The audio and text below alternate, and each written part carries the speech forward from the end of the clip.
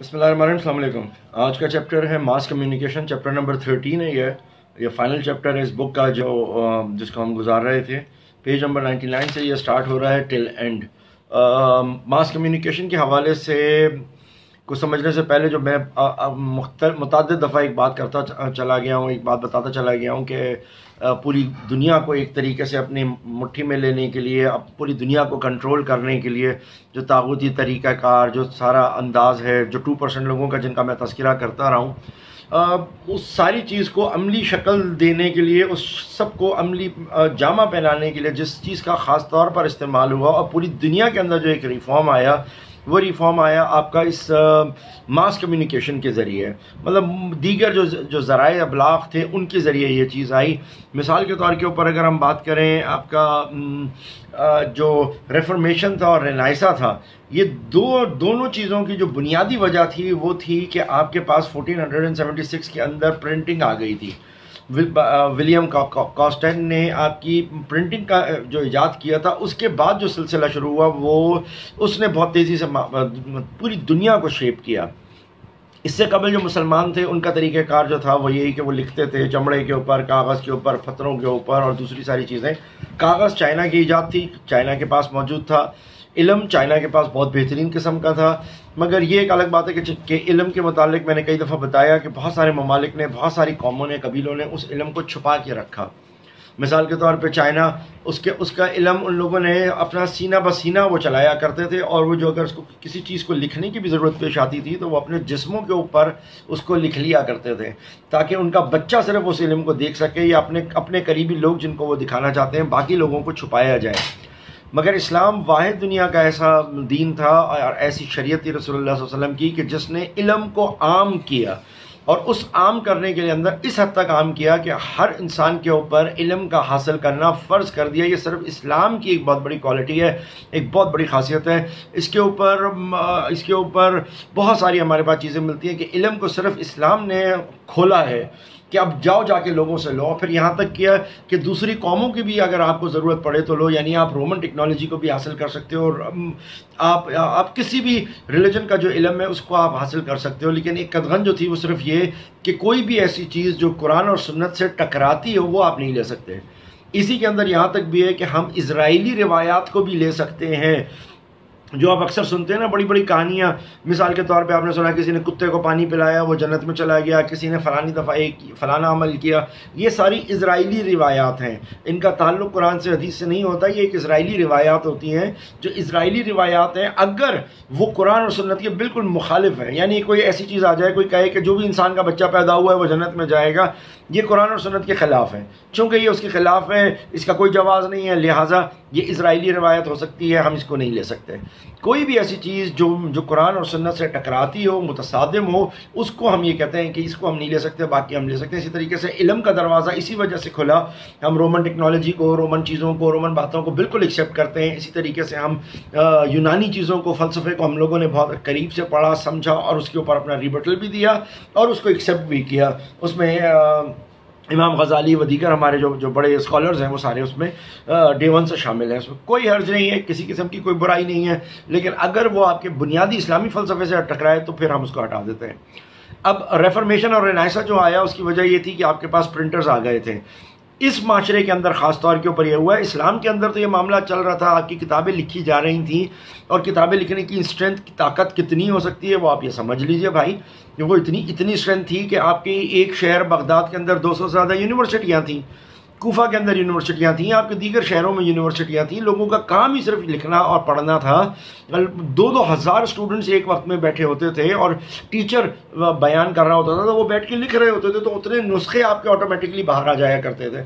तो मुसलमान तो लिखा करता था इस चीज़ को, जैसे डिक्टेशन होती है, मुसलमान तो करवाता था। लेकिन वेस्ट के माशरे के अंदर ये नहीं था। ख़ास तौर पे ये जो क्रिश्चियन कम्युनिटी थी, ये दुनिया बिल्कुल अंधेरों में जा रही थी, जिसको हम डार्क एजेस कहते हैं। हम पढ़ चुके हैं कि ये पीरियड इनका चला है। बहरहाल इनमें जो तब्दीली आई वो तब्दीली आई इस मास कम्युनिकेशन की वजह से, और उसमें सबसे पहले प्रिंटिंग का वजह थी, जिसकी वजह से रेफॉर्मेशन और रिनाइसा आया। इसकी वजह से मार्टिन लूथर को बहुत फ़ायदा हुआ कि अब बजाय वो लोग तकरीरें करता, क्योंकि मार्टिन लूथर तकरीरें नहीं कर सकता था सबके सामने बैठ के, वो लिख सकता था और लिख के खामोशी से वो चीज़ें भेज सकता था, लिहाजा प्रोटेस्टेंट फ़िरका वजूद में आ गया। इसी तरीके से आपके लोगों के अंदर एक सोच पैदा हुई, लोगों के अंदर ये सारे मामला शुरू हुए, तो वो वहाँ से एक रेफॉर्मेशन और रिनाइसा का जो दौर शुरू होता है वो चलते चलते नीचे तक आता है। उसके अंदर हम ये देखते हैं कि मास कम्युनिकेशन के अंदर जो वह है तमाम चीज़ें हमारे पास मौजूद हैं, इसमें टीवी, रेडियो, टेलीविज़न, तमाम चीज़ें हमारे पास मौजूद हैं।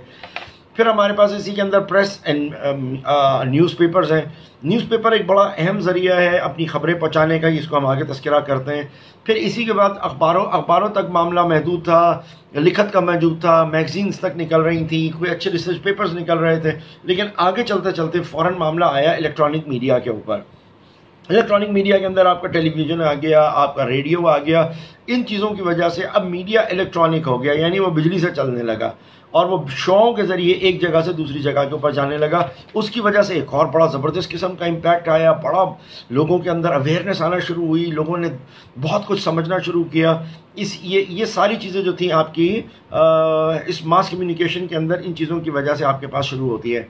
जो सोशल इफ़ेक्ट हुए प्रेस और न्यूज़पेपर्स के वो बड़े एक तरीके से पॉजिटिव भी हैं, एक तरीके से नेगेटिव भी हैं, लेकिन हमें इस एक चीज़ को बुनियादी तौर पर अपने जहन में रखना चाहिए। देखिए, सबसे खूबसूरत चीज़, सबसे बेहतरीन चीज़ जो है वो एक कलम होती है। कलम, अब इसी कलम से आप या तो फितने की बातें लिख सकते हैं या आप अच्छाई की बातें लिख सकते हैं। आप इंसानियत की बात कर रहे हैं, अल्लाह रसूल की बात कर रहे हैं, तो आप इसी कलम से फ़ायदा ले रहे हैं। और जब आप इसी से लड़ाई की बात कर रहे हैं, झगड़े की बात कर रहे हैं, किसी को नुकसान देने की कर रहे हैं, किसी की डेफेमेशन कर रहे हैं, यही कलम आपके लिए नुकसान का बायस होता है। तो चीज़ इटसेल्फ बुरी नहीं है, लेकिन हमारा उसका इस्तेमाल इंतहाई ख़राब और बुरा हो जाता है। लिहाजा अब जो था सिलसिला वो चलना शुरू हुआ कि नॉलेज जो थी इस न्यूज़पेपर से इन सोशल जो इसका इफेक्ट हुए माशरे के ऊपर वो ये हुए कि अब हमारे पास नॉलेज एक दूसरे से जाने लगी। वो नॉलेज जो छुपी हुई थी वो नॉलेज बाहर जाने लगी। लाजमी बात है, इमारतें बनाने के लिए आप देखें बहुत सारी इमारतें जिनका आज तक हमें नहीं मालूम ये बनी कैसे, इनका तरीक़ेकार क्या था, किस अंदाज के ऊपर बनी, मगर आज हमने जो भी वो चीज़ इमारत बन रही है या कोई चीज़ लिख रही है उसकी पूरी कैलकुलस हमारे पास मौजूद है, उसकी पूरी मैथ्स हमारे पास मौजूद है, तो हम वो काम कर सकते हैं, समझ सकते हैं। आप सिविल इंजीनियरिंग को देख लें, आपके मैकेनिकल इंजीनियरिंग को देख रहे हैं, आप उसको देख लें कि ये सारी चीज़ें हमारे पास मौजूद हैं कि जिसके ज़रिए हम अब अपना ये काम कर पा रहे हैं, दिखा पा रहे हैं, बता पा रहे हैं, अपना नॉलेज शेयर कर पा रहे हैं। तो जो सबसे बड़ी चीज़ हुई वो नॉलेज एक जगह से दूसरी जगह के ऊपर उसने ट्रांसमिट करना शुरू किया। इन्हीं सारी चीज़ों की वजह से जब आपका नॉलेज शेयर हो रही है, सारे मामला हो रहे हैं, तो आपका सबसे बड़ा फ़ायदा ये हुआ कि आपकी पर्सनैलिटी डेवलपमेंट होना शुरू हुई।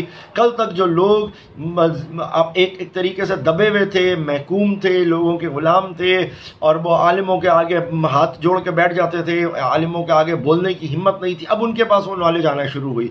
लिहाजा उनकी पर्सनैलिटी बनना शुरू हुई, उनकी सोच बनना शुरू हुई, उनके अंदर एक नुक्ता नज़र, एक जाविया उनका आना शुरू हुआ। तो लोगों ने बहस करना शुरू किया, उन्होंने बात करना शुरू करी। आप देखते हैं हमारी क्लास के अंदर बहुत सारे लड़के हैं जिनके सामने आप अगर कोई बात रखो तो वो उसके ऊपर रिबटल करते हैं, वो उसके ऊपर सवाल पूछते हैं। जब तक वो सेटिस्फाई नहीं होते वो मुतमईन होकर नहीं बैठना पसंद करते, वो कहते हैं हमें जवाब दो, हमें जवाब दो, क्योंकि उन्होंने इतनी जगह से नॉलेज पढ़ी हुई है, इतनी जगह से उन्होंने चीज़ें पढ़ी हुई हैं, उनके पास इतनी किताबें आई हैं, तो वो जब तक मुतमईन नहीं होंगे वो आपसे क्वेश्चन करते जाएंगे, which is a very good thing. इसके अंदर कोई बुरी बात नहीं है, बहुत अच्छी चीज़ है, करना चाहिए। लेकिन असल चीज़ ये है जो बुराई आ जाती है वही कि किताब अच्छी चीज़ है मगर आपकी पर्सनैलिटी बिगाड़ने के लिए दे दी गई है, आपको अपनी मर्जी के फैक्ट्स दिए जा रहे हैं, दूसरे नहीं दिए जा रहे।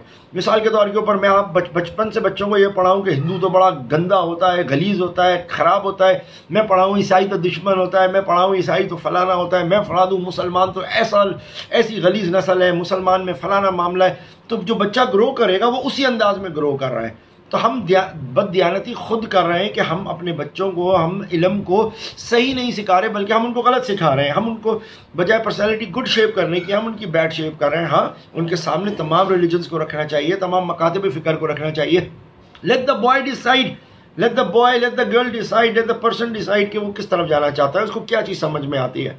ये चीज़ अल्हम्दुलिल्लाह मदारिस में होती है कि मदारिस के अंदर हमारे को तमाम फ़िक़्ह पढ़ाई जाती है, इमाम अबू हनीफ़ा की, इमाम शाफ़ई की, इमाम मालिक की, इमाम अहमद बिन हम्बल, इमाम जाफ़र सादिक, इन तमाम की फ़िक़्ह हमें पढ़ाई जाती है। और पूरे मज़ाहिब पढ़ाने के बाद फिर कहा जाता है कि अब आपकी मर्ज़ी है किस तरफ आप जा रहे हैं।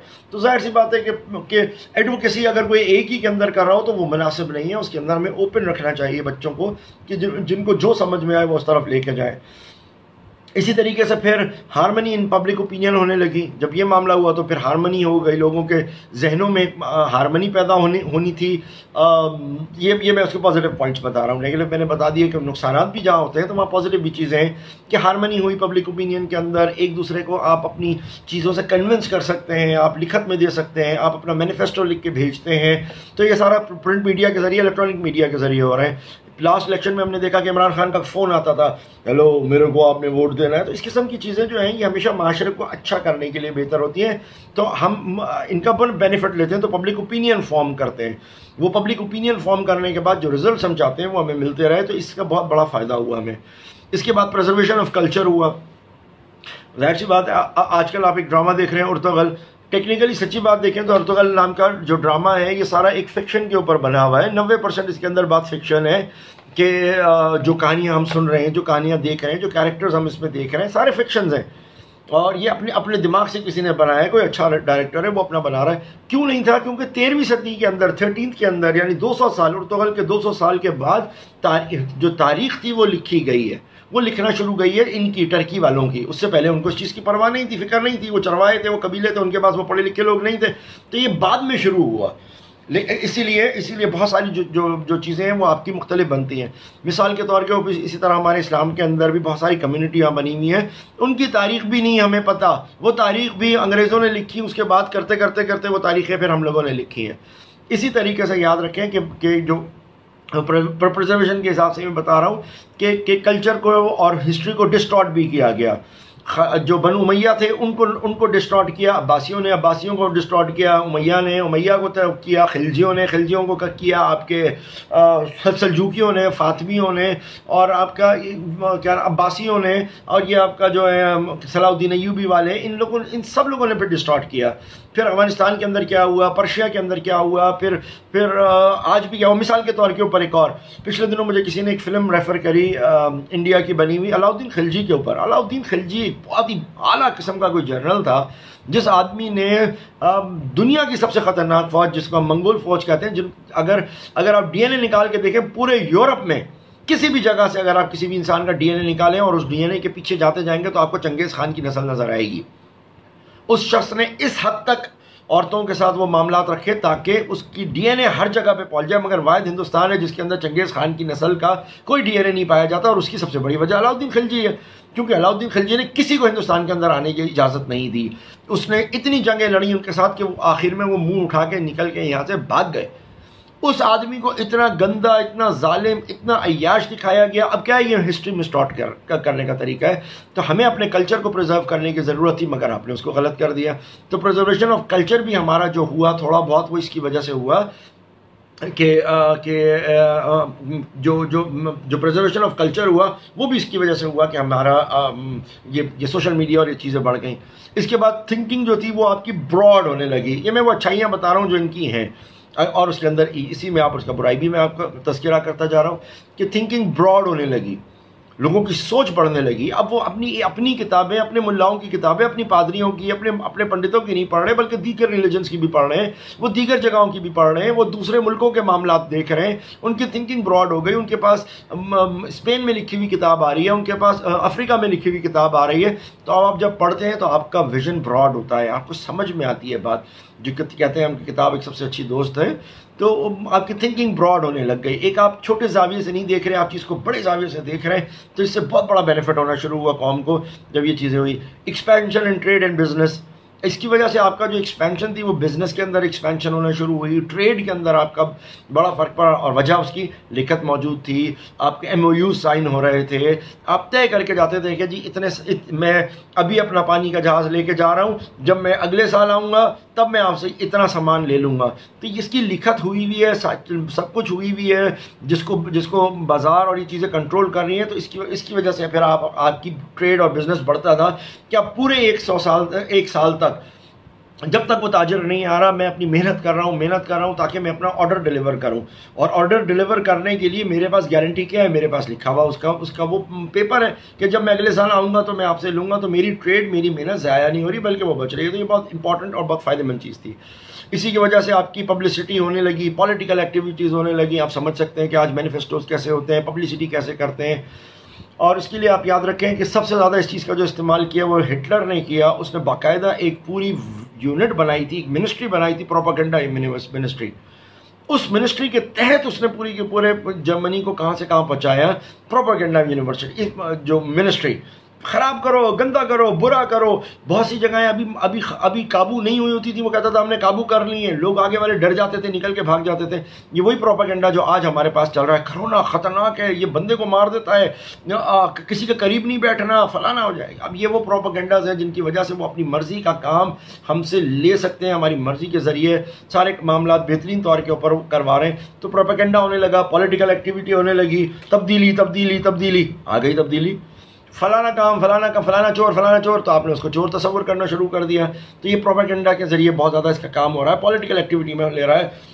और अगर ये ना होता, व्हाट्सएप ना होता, फेसबुक ना होता, तो शायद इमरान खान वज़ीर आज़म भी ना होता। ये प्रोपेगेंडा, ये पॉलिटिकल एक्टिविटीज़ आपकी सोशल मीडिया, आपकी इस मास कम्युनिकेशन की वजह से बहुत ज़्यादा चल रही है। इसी की वजह से पॉजिटिव क्रिटिसिज्म आने लगी। पॉजिटिव क्रिटिसिज्म, बहुत सी चीज़ें ऐसी हैं, एक बंदा खड़ा होकर कह रहा है कि जी ये काम ऐसे हो रहा है, तो कोई जवाब नहीं था किसी के पास। लेकिन अब हम सोशल मीडिया के जरिए उसी वक्त वीडियो बनाते हैं और अपलोड कर देते हैं कि देख लीजिए जो आप दावा कर रहे हैं वो उसके खिलाफ जा रहा है। तो पॉजिटिव क्रिटिसिज्म भी हो रहा है कि जो आपका दावा है वो गलत है, सही है या कुछ भी है। इसी तरीके से फिर आपका जो दीगर मामला थे वो सारे होने लगे। फिर रेडियो एंड टेलीविज़न, इनका बहुत ज़्यादा इफेक्ट है। आप जानते हैं कि रेडियो एंड टेलीविज़न का क्या इफेक्ट है हमारे ऊपर। इसी तरीके से ये जो सारे मामला थे, इन सारी चीज़ों की वजह से हमें बहुत ज़्यादा जो है वो अपना फ़ायदा हुआ। तो ये सारी चीज़ें जो है हमारे पास ये इसके अंदर आती हैं। तो मैं ठीक है, अब इसके बाद फिर हमारे पास, तो इन शॉर्ट अगर हम देखते हैं तो हमें ये एहसास होता है, हमें ये बिल्कुल बात क्लियर होती है कि ये इस कम्युनिकेशन की वजह से बहुत से फ़ायदे हुए हैं, और जहाँ फ़ायदे हैं वहाँ नुकसानात भी हैं। तो हम दुआ करते हैं कि हम इसको बेहतर तरीके से चलें। अब आप लॉयर्स के लिए ये चीज़ इसलिए इंपॉर्टेंट है कि आप इनको बड़ा यूज़फुली इस्तेमाल कर सकते हैं। इस कम्युनिकेशन को आप भी यूज़ कर सकते हैं। इसके अंदर होने वाले बहुत सारे लॉज आ गए, उनको पढ़ना और ये सारी चीज़ें हमारे लिए ज़रूरी है ताकि हमें इस चीज़ समझ में आए। ये लास्ट चैप्टर था हमारा, पेज 99 से लेके लास्ट के ऊपर इस बुक के अंदर मौजूद है। इसके हवाले से जो सवाल होंगे हम नेक्स्ट लेक्चर के अंदर करेंगे। Thank you very much.